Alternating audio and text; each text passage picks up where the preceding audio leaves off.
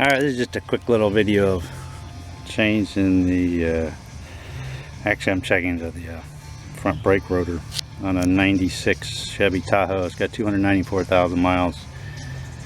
That part's really not applicable except the fact that your brakes could be worn out. I made the mistake of ignoring my squealer, the brake wear indicator, which is right here.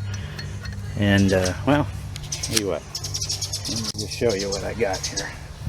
Let me show you what happened. Nothing like preparation.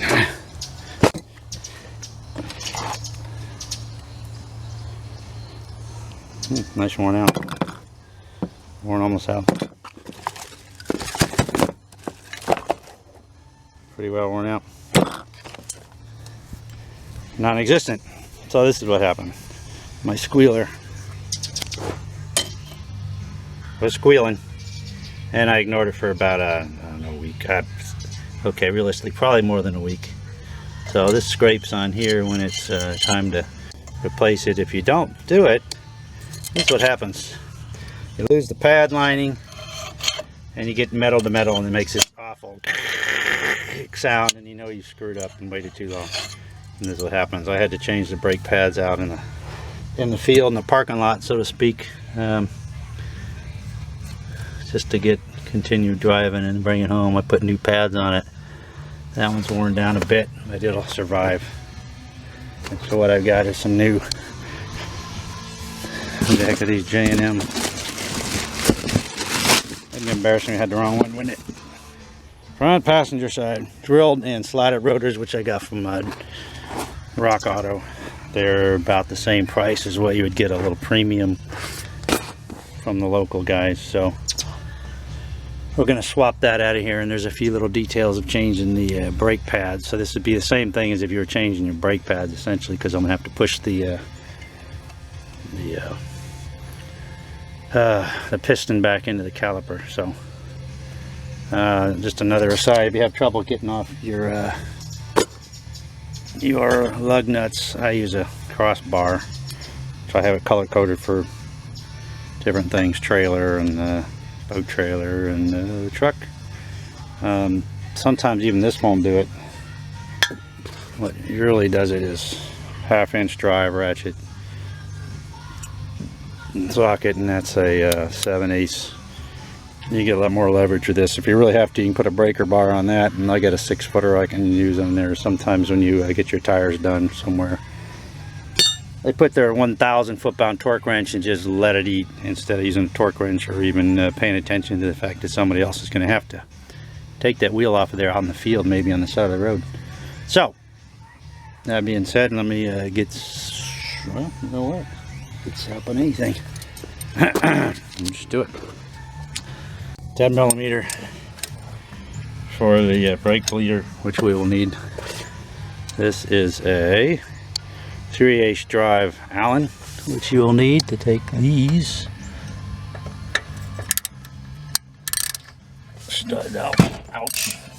Didn't have it that tight because I don't have it out of here, and I knew they were coming off again. So, whip them babies out of here. It's a lot easier than a Ford. We just did the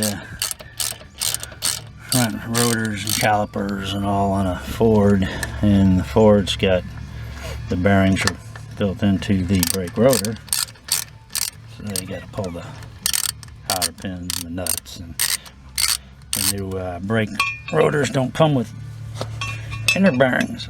They come with the outer races in them, but they don't come with the bearings, so you got to go buy a set of bearings for it. But not on this. This is a Chevy.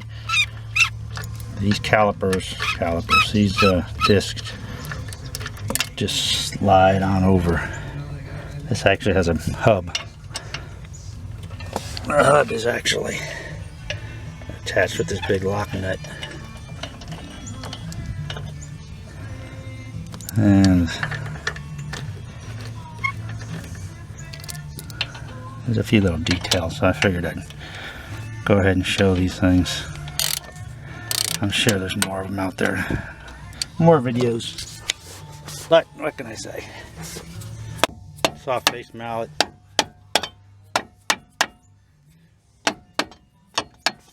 Usually they come right out pretty easy. Make sure those things are clear.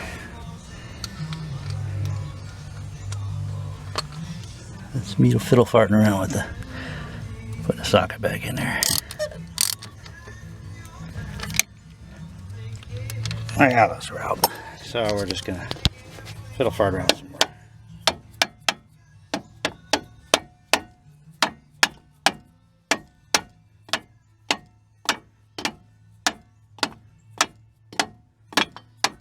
Come on, baby. Come on.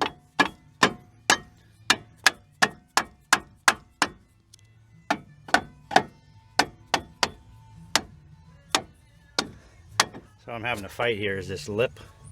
This is worn down, I don't know, a lot. You see how tore up that is. So the pad has to actually get pushed over. As I say that, why don't I just pop this thing a little bit?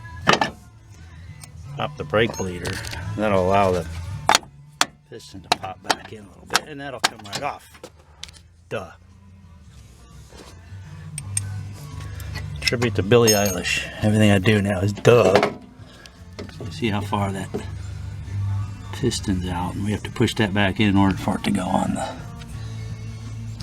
And you can see that ramp right there is almost gone on that one. I'm impressed though, that brake lining has not worn out as terrible as I thought. So the disc just popped right off here. Look at that, boom. So it should look. These are actually really good shape. Too bad. Oh well. And just because I love WD-40 and I hate rust. Here's what I do. I hose this sucker. Now, for the fun part.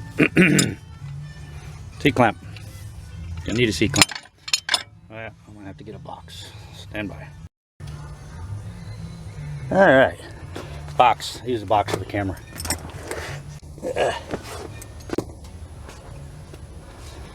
So, what are we gonna do here? That was nice. Sorry about that.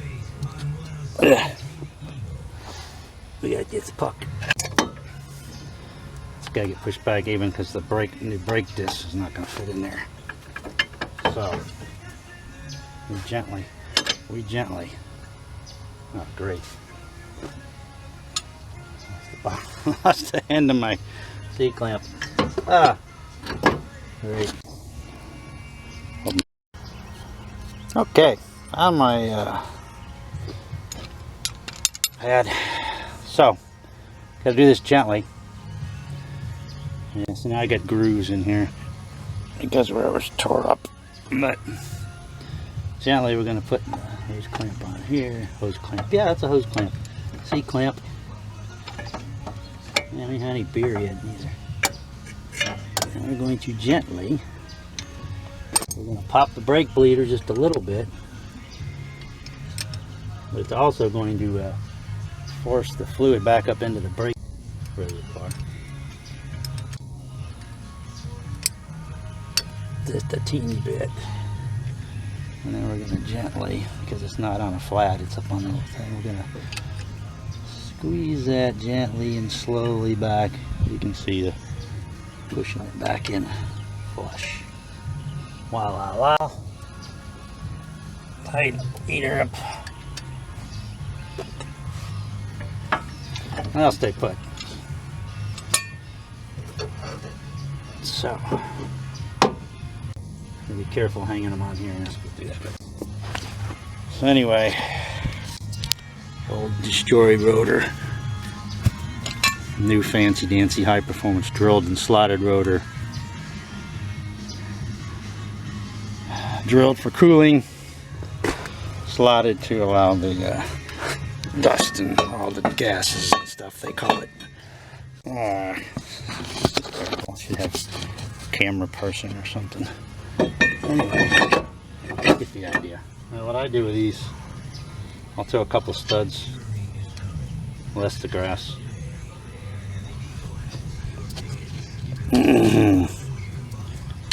Put a couple studs on here to hold this front passenger side. What that's significant of the sides of the rotors normally wouldn't matter, but these are drilled and slotted, so the slots They're slotted so the centrifugal force will take all the stuff out of them. These are just for cooling purposes. The holes give it more cooling surface, and the slots allow everything to go out. So if you look at it and you're putting it on, you're paying attention, these are back the other direction, you know you got it the wrong way. So what this does is hold it flat up against there. Is what you got to do is put the caliper back on.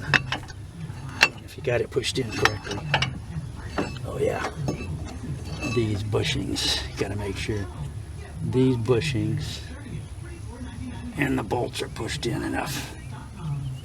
In this case, since it just came off, they probably are. When you're changing worn out pads, those will be pushed, sticking all the way out, and they won't fit.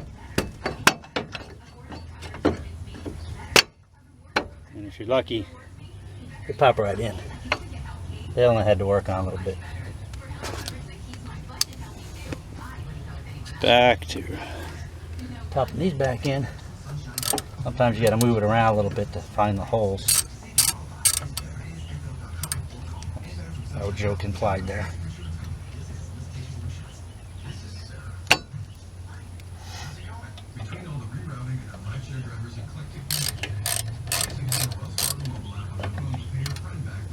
Do a little wobbling and you'll feel the studs will drop into the holes they go into.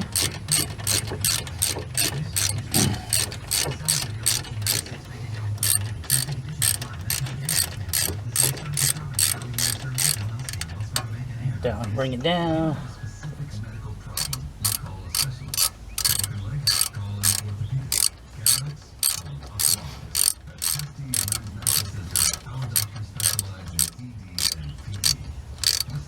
D and PD.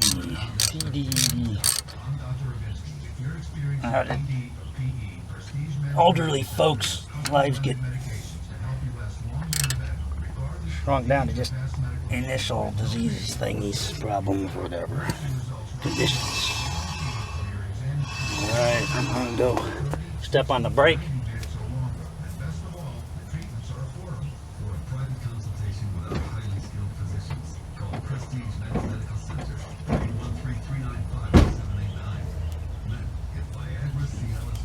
That pushes the pads up against the rotors. Pull those babies off of there.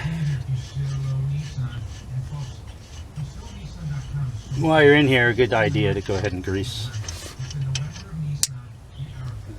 Grease. Right, you can figure out where you put your grease gun. Again, take the grass off it.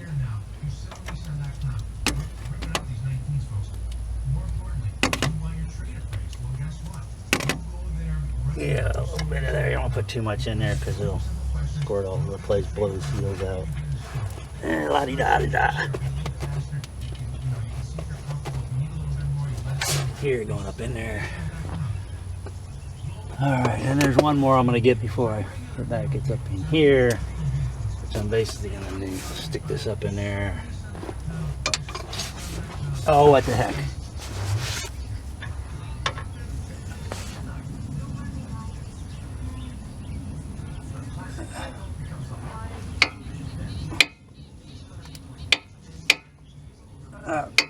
I heard it go in there.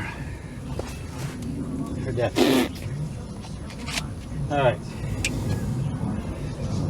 So that's the main deal.